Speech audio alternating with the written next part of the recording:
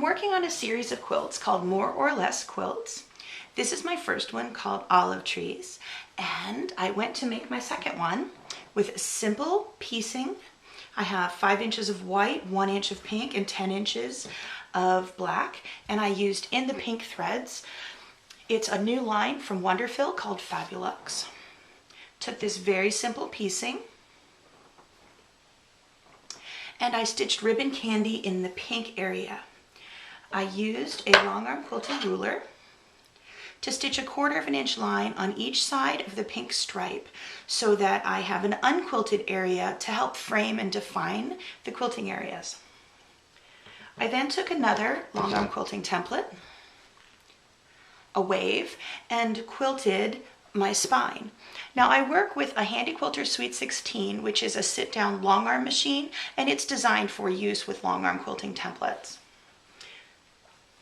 After I quilted my spine, I quilted swirls on either side to make feathers. I used my 1/4 inch hopping foot as a guide to do my echoing all the way around, and then I made some pebbles as a background fill.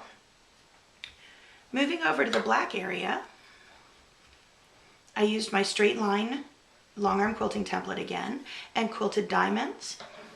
There's a channel left between them, so I free motion quilted some ribbon candy in there. It's my favorite quilting design.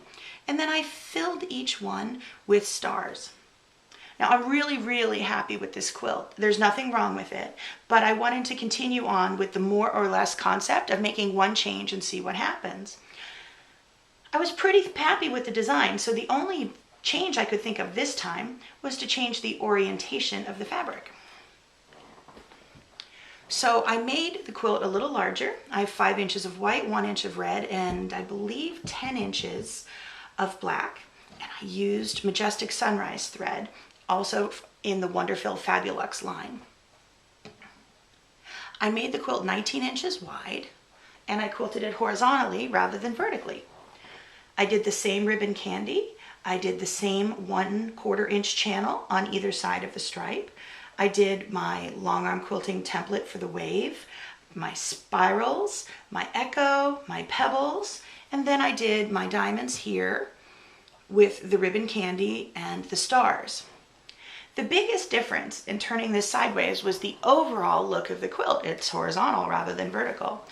But for the design, the other change that happened was I had to learn how to split the diamonds in half perfectly, because you can really see them along this bottom line. So it was a good discipline for me to really master the diamond design and see how to make it look the way I wanted it to look, how to start it and stop it so it looked good on the top, bottom, left, and right. So this is my current more or less quilt. The next one I'm going to start working on tomorrow, I'm going to be using a thread called First Love, and I have some really fun changes for the next quilt. So stay tuned.